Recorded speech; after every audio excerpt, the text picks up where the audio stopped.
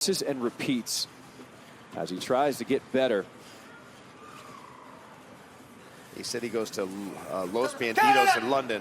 Mikey got him. Mikey got him. That'd do it! There you go. He said, all right, enough of this.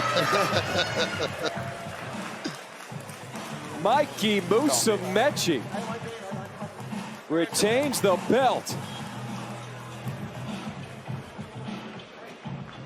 Exactly what I expected, him to just be a little bit more experienced in these positions.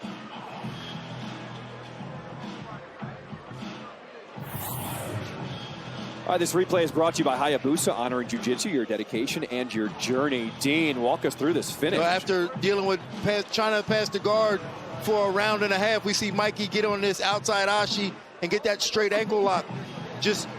And he set that up because he hadn't gone for an ankle lock the entire match. He was trying to pass the guard, which allowed him to sneak his legs in position, get control, and then just get a good bite on that heel, that Achilles lock. And now here we go again. See him get this outside ashi is what they call it. He steps on the hip so that Shea can't sit up, and then he gets his arm in position. Really, guys, you will see them much more of a guard puller, leg lock based type of game. And that is not Andy Varela. And we've seen it with different types of finishes. We finished Robbie Maloff with an inside heel hook. Daniel Sattler with a rear naked choke. Murasaki's got a real good bite on this elbow here. Yeah, he does. Sticking with his omoplata right now. He's gonna try to get a straight arm lock here. Yeah, he is. And he's got the tap. Andy Murasaki gets the tap in round number 1, keeps his win streak alive, and says, I'm a challenger here in this welterweight division. That was incredible. I mean, like I said, Andy Murasaki does his best work when he can attach his body to a limb, and that was just an incredible sequence, especially as Andy Varela was bringing the pressure to him in that match. Well, he started to, because for a while he was hanging out behind him. All right, this replay is brought to you by Hayabusa, honoring Jiu-Jitsu, your dedication and your journey. Dean, walk us through this finish. Oh man, just beautiful Jiu-Jitsu here. Andy Varela's doing a good job of defense, but then we see Murasaki get a bite on this arm, and from this position he could have went omoplata, but he stays on it for an elbow crush, what we call it, and now he's got it. And when Andy Varela tries to roll out, he rolls with him and gets a straight arm lock right here. Wow, just beautiful display of Jiu-Jitsu, just sticking with it.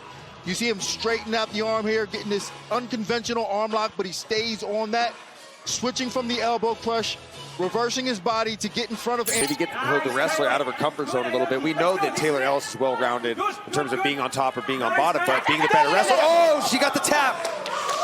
Rebecca Lima gets the tap here in round 2. An impressive win for the Brazilian. And that was a nasty submission because Vitor Shaolin's telling her to stay down, not come up. I wonder if he heard a pop.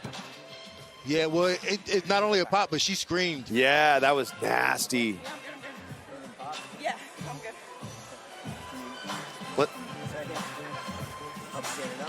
This replay is brought to you by Hayabusa, honoring Jiu-Jitsu, your dedication and your journey. Walk us through this, Michael. Let's take a look at this finish. As you see, it was Ellis that opted to go for the straight ankle lock. So she went to her back, but she was playing with fire here because it was Lima who was able to drop and get an attack of her own.